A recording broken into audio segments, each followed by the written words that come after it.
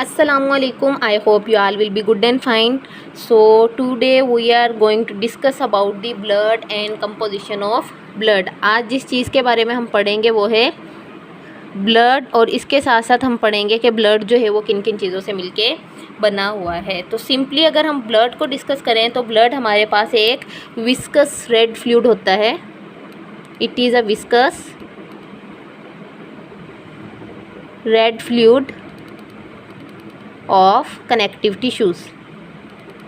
Blood हमारे पास एक viscous red fluid of connective tissues होता है। मींस के ये जो है एक गाढ़ा सा लिक्विड होता है जो कि रेड कलर में हमें दिखाई देता है, जो कनेक्टिव टिश्यू से मिलके बना हुआ होता है।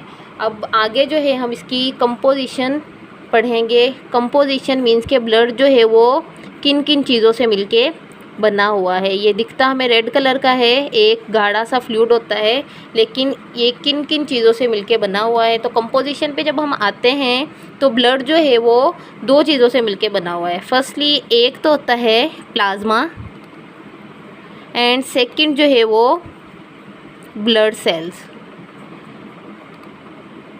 अब प्लाज्मा जो है हमारे पास क्या है, प्लाज्मा एक फ्लूइड है। ब्लड जो है उसके अंदर जितना भी फ्लूइड है वो सारे का सारा क्या कहलाता है, प्लाज्मा कहलाता है। अगर हम इसकी कंपोजिशन की बात करें तो कंपोजिशन में प्लाज्मा जो है वो 55% ब्लड के अंदर मौजूद होता है, एंड रिमेनिंग जो 45% होता है वो ब्लड सेल्स जो है वो ब्लड को बनाते हैं। तो टोटल जो है वो ब्लड की 100 कंपोजिशन होती है, जिसमें प्लाज्मा जो है वो 55% होता है एंड ब्लड सेल जो है वो 45% होता है। और प्लाज्मा में भी 90% जो है वो वाटर होता है, और इसके अलावा एक्स्ट्रा एंजाइम वगैरह जो है वो इसके अंदर मौजूद होते हैं। तो प्लाज्मा जो है वो ब्लड की कंपोजिशन में 55% पाया जाता है, जो कि एक फ्लूइड होता है। अगर हम ब्लड सेल्स की बात करें तो ब्लड सेल हमारे पास 3 तरह के होते हैं। नंबर 1 रेड ब्लड सेल्स, जिसको हम इराइथ्रोसाइट्स भी कहते हैं।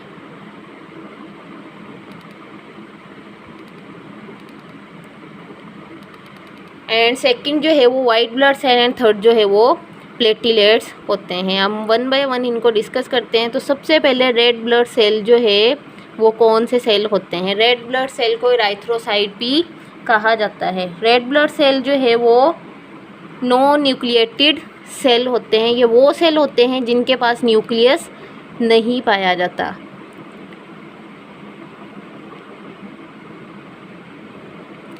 अब अगर आगे हम इसको डिस्कस करें तो रेड ब्लड सेल को रेड ब्लड सेल क्यों कहा जाता है, क्या इसका कलर रेड है इस वजह से कहा जाता है। रेड ब्लड सेल को रेड ब्लड सेल की वजह से रेड ब्लड सेल नहीं कहा जाता कि इसका रेड कलर, वैसे तो इसका कलर रेड होता है जिसकी वजह से रेड ब्लड सेल कहा जाता है, लेकिन वो रेड कलर इसे कौन देता है। तो रेड ब्लड सेल को जो रेड कलर देता है वो होता है हेमोग्लोबिन। रेड ब्लड सेल के अंदर एक रेस्पिरेटरी पिगमेंट पाया जाता है जो कि क्या कहलाता है, हेमोग्लोबिन कहलाता है। हेमोग्लोबिन हमारे पास क्या है, हेमोग्लोबिन एक रेस्पिरेटरी पिगमेंट है। अब रेस्पिरेटरी पिगमेंट का काम क्या है, आपको पता होना चाहिए कि पिगमेंट जो है वो कलर्स को कहते हैं। रेस्पिरेटरी पिगमेंट मीन्स के ऐसा पिगमेंट जो कि रेस्पिरेशन के दौरान यूज़ में आता है। तो आपको मालूम है जब हम रेस्पायर करते हैं तो ऑक्सीजन को इनटेक करते हैं, कार्बन डाइऑक्साइड को रिलीज़ करते हैं। जैसे ही ऑक्सीजन को हम इनटेक करते हैं तो वो हेमोग्लोबिन के साथ आके बाइंड होती है। लेकिन वो किस तरीके से, red blood cell, white blood cell और प्लेटिलेट्स ब्लड के अंदर मौजूद होते ही हैं। लेकिन आपको पता होना चाहिए कि जो डीऑक्सीजनेटेड ब्लड है उसका कलर हमारे पास ब्लूइश ग्रीन या ब्लू होता है, एंड जो ऑक्सीजनेटेड ब्लड होता है उसका कलर हमारे पास रेड होता है।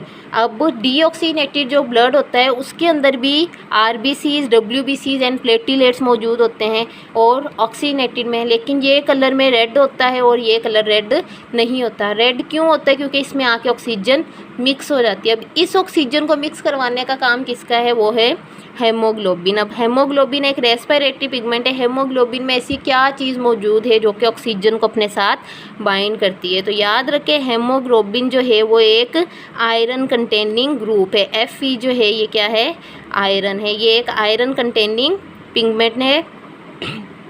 आयरन कंटेनिंग पिगमेंट है जो कि आयरन कंटेन करता है। तो आयरन जो है हमारे पास एक मेटल है जो कि पॉजिटिव चार्ज रखता है, ठीक है। तो जैसे ही हम रेस्पायर करते हैं एटमॉस्फेयर से ऑक्सीजन अंदर आती है तो ऑक्सीजन के ऊपर नेगेटिव चार्ज होता है। जब ये ऑक्सीजन आती है तो ये ब्लड के अंदर आके किस तरह से मिक्स होती है, हेमोग्लोबिन में आयरन ग्रुप होता है, ऑक्सीजन जैसे ही आती है तो ये इस आयरन के साथ मिलती है। जैसे ही ऑक्सीजन इस आयरन के साथ मिलती है जो कि इस हेमोग्लोबिन में मौजूद है, तो ब्लड जो है वो डीऑक्सीनेटेड से ऑक्सीजनेटेड हो जाता है और ब्लड का कलर जो है वो रेड हो जाता है। अब ब्लड का कलर रेड क्यों होता है? Due to haemoglobin. अब हेमोग्लोबिन में ऐसी कौन सी चीज़ पाई जाती है? वो है आयरन ग्रुप। आयरन की वजह से ऑक्सीजन जो है वो ब्लड के साथ बाइंड होता है और वो ब्लड को रेड कलर देता है। तो ये जो है वो हमारे पास रेड ब्लड सेल्स है और रेड ब्लड सेल्स को हम इराइथ्रोसाइट्स भी कहते हैं। सेकंड जो है हम डिस्कस करते हैं white blood cell. White blood cell, white blood cells को हम ल्यूकोसाइट्स भी कहते हैं और इसी के साथ साथ इसकी शॉर्ट फॉर्म WBCs हैं, ल्यूकोसाइट्स। अब वाइट ब्लड सेल जो है इसका फंक्शन क्या है? रेड ब्लड सेल का फंक्शन हमारे पास क्या हुआ? ऑक्सीजन को बाइंड करवाना या ब्लड को रेड कलर देना। अब वाइट ब्लड सेल का हमारे पास काम क्या है? ये जो है क्या करता है? इन्हांस इम्यून सिस्टम, ये इम्यून सिस्टम को इन्हांस करता है। इसके साथ साथ ही ये इम्यून सिस्टम जो है उसमें हेल्प करता है। अब इम्यून सिस्टम में वाइट ब्लड सेल किस तरह से हेल्प करते हैं? वाइट ब्लड सेल जो है वो अपने पास एक खासियत रखते हैं जो कि है फैगोसाइटिक एक्शन। अब सबसे पहले तो इम्यून सिस्टम का पता होना चाहिए। इम्यून सिस्टम वो सिस्टम होता है जो कि हमारा डिफेंस सिस्टम है, मींस के हमें हर एक डिजीज़ जो है उससे बचाता है। कोई भी जो है वो डिजीज़ होती है उसके ख़िलाफ़ जो है वो रेजिस्टेंस करता है। अब कोई भी जो बीमारी होती है वो डायरेक्टली हमें नहीं हो जाती। जब भी कोई माइक्रो ऑर्गेनिज़म हमारी बॉडी के ऊपर अटैक करता है तो उस वक्त वाइट ब्लड सेल उसके ख़िलाफ़ जो है वो फाइट करते हैं। अगर तो ये नहीं कर पाए तो उस वक्त वो डिजीज़ हमें हो जाती है। अगर ये वाइट ब्लड सेल उसका टारगेट बन जाते हैं और उन्हें फेगोसाइटोसिस और उन्हें खा जाते हैं तो उस वक्त जो है वो डिजीज़ नहीं हो पाती। तो इस तरह से ये हमारे इम्यून सिस्टम को इन्हांस करते हैं और हेल्प करते हैं हमारे इम्यून सिस्टम्स में। अब ये किस तरह से करते हैं? जैसे कि जब भी कोई माइक्रो ऑर्गेनिज़म हमारी बॉडी में इंटर हो रहा होता है तो उस दौरान वाइट ब्लड सेल जो है वो क्या करते हैं? उसे किल कर देते हैं, या तो उसकी ग्रोथ को रोक देते हैं और या तो उसे फेगोसाइटोसिस के ज़रिए, फेगोसाइटोसिस प्रोसेस के ज़रिए जो है उसे ईट कर लेते हैं, खा जाते हैं, ठीक है।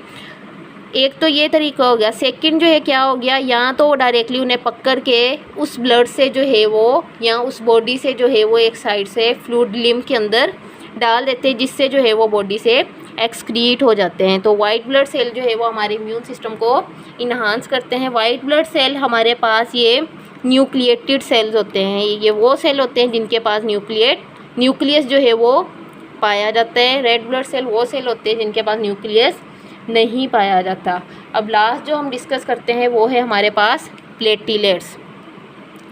प्लेटिलेट्स को हम थ्रोम्बोसाइट्स भी कहते हैं।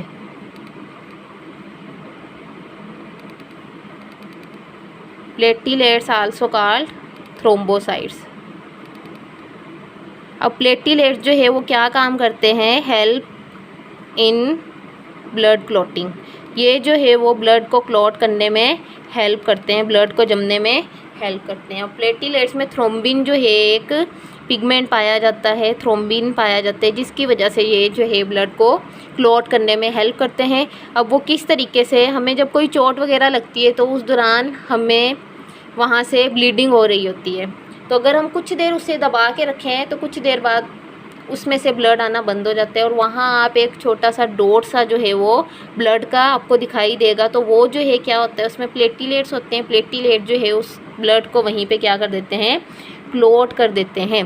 और याद रखें जो प्लेटिलेट्स हमारे पास है ये भी नॉन न्यूक्लिएटेड सेल है, इनके पास भी न्यूक्लियस नहीं पाया जाता। जो रेड ब्लड सेल होते हैं वो भी नॉन न्यूक्लिएटेड होते हैं, प्लेटिलेट्स भी नॉन न्यूक्लिएटेड सेल होते हैं।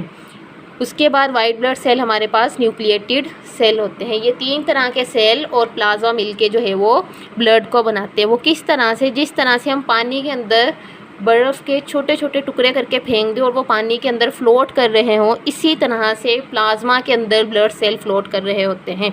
ये 3 तरह के ब्लड सेल और प्लाज्मा जब ये आपस में मिलते हैं तो ये हमारे पास क्या बनाते हैं, ब्लड बनाते हैं। याद रखें, ये सेल जो है ये दिखने में बहुत ज़्यादा छोटे होते हैं, तो इस वजह से हमें वो ब्लड के अंदर दिखाई नहीं दे रहे होते। और एक और बात याद रखें, इनकी भी अपनी अपनी कंपोजिशन है, रेड ब्लड सेल, आरबीसी, डब्ल्यूबीसीज और प्लेटिलेट्स की।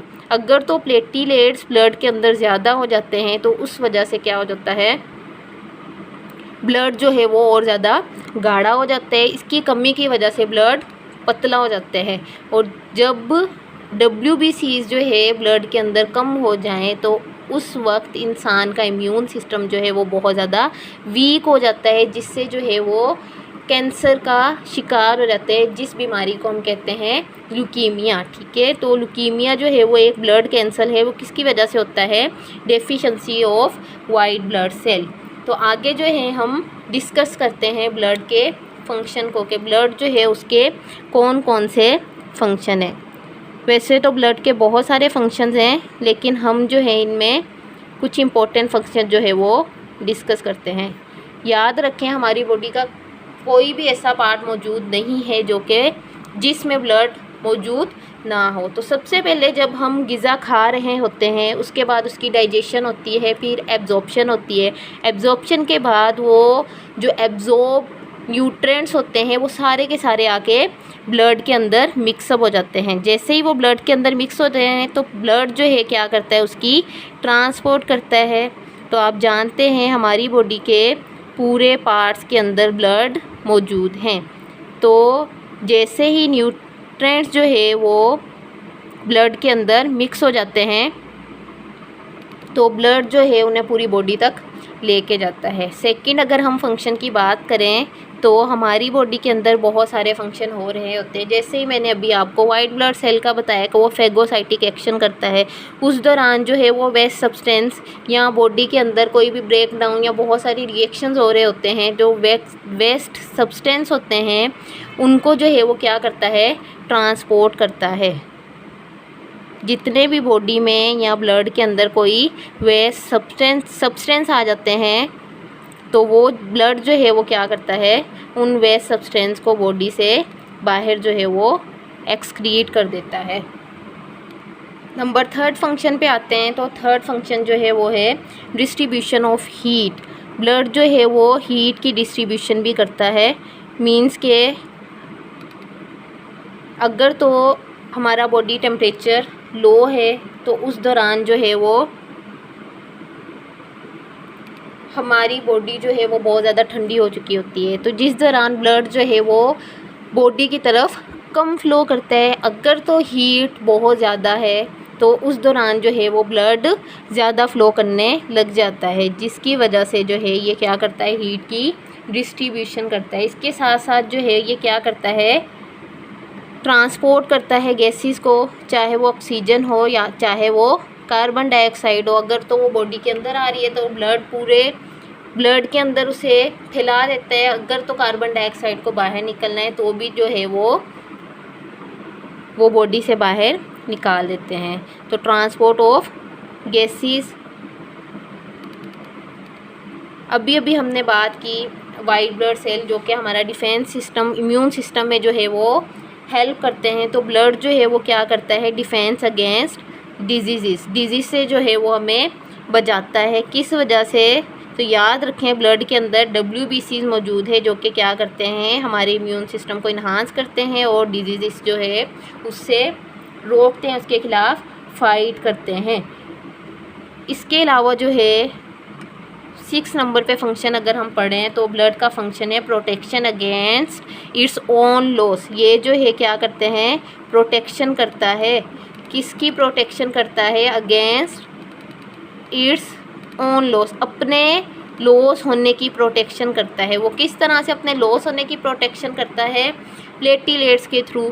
अगर प्लेटिलेट्स ना होते तो एक जगह से अगर ब्लड फ्लो हो रहा है तो वहाँ से ब्लड जो है वो फ़्लो हो जाए, या कहीं चोट लगी है वहाँ से ब्लड बह रहा है तो वहाँ से बहता ही जाए। अगर प्लेटलेट्स ना हो तो प्लेटलेट्स होने की वजह से ब्लड अपने आप की प्रोटेक्शन करता है, जिसकी वजह से वो ज़्यादा लॉस नहीं हो पाता है। जो हमने ब्लड सेल पढ़े, जो हमने ब्लड सेल का फंक्शन पढ़ा, वही हमने ब्लड के फंक्शन में पढ़ा कि ऑक्सीजन को बाइंड करवाने में हेल्प करता है या ट्रांसपोर्ट करता है गैसेस में, इम्यून सिस्टम को इन्हांस करता है, डिजीज़ होने से रोकता है और अपने जो है वो अपने ही प्रोटेक्शन करते हैं। तो ये था आज का हमारा छोटा सा lecture about blood and its composition. I hope आपको अच्छे से क्लियर हो गया होगा।